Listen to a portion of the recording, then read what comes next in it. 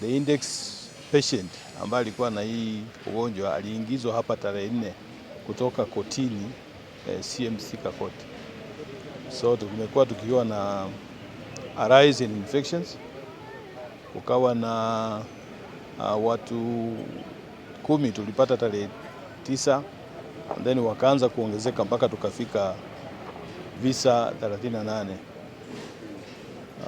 So far tumeweza kucontain, and as we speak right now wamekuwa less than 10. So we have managed with the support kama kutoka community kama hii ya mheshimiwa, na tunashukuru Mungu mahali tumefika. Jambo kuu tujue kwamba hii ugonjwa haikuanzia hapa ndani. Ugonjwa umetoka katika koti zile za kiraia, especially koti ya Ruiru.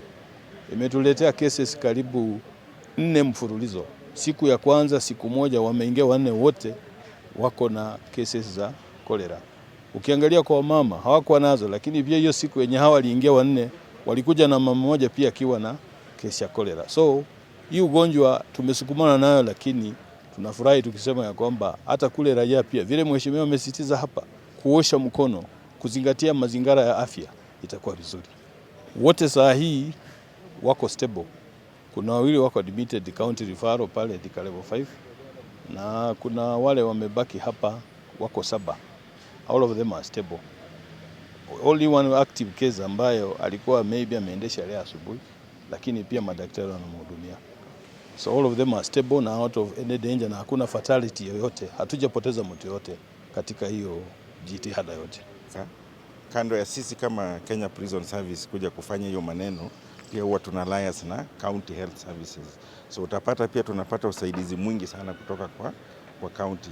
Na hao tena pia wakiwa karibu sana na jela, utakuta wanakimbilia shida kama hiyo na kujaribu kuimaliza mapema. I'm happy to learn that there are doctors inside here. Why? Even the commandant and his team still live with these people. We also know that the doctors have taken a step forward where they have put all the sick people aside.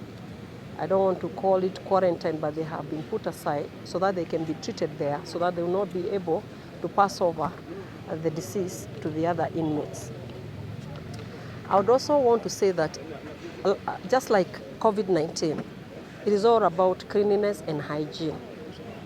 I'm advising people living here in the prison as well as outside there. If there is an outbreak of cholera, it means that our hygiene has gone down instead of improving. So I would advise them just the same thing we used to do during COVID-19, let us wash our hands. Cholera is all about touching and putting to your mouth. If you touch and you put something in your mouth, then it means immediately you get cholera. Najua hiyo ugonjwa ikiwa hapa kwa Njera hata huko inaweza spread. So ile kitu tungewaomba, vile tumeleta tank, watu wasomeshwe kuwa mkono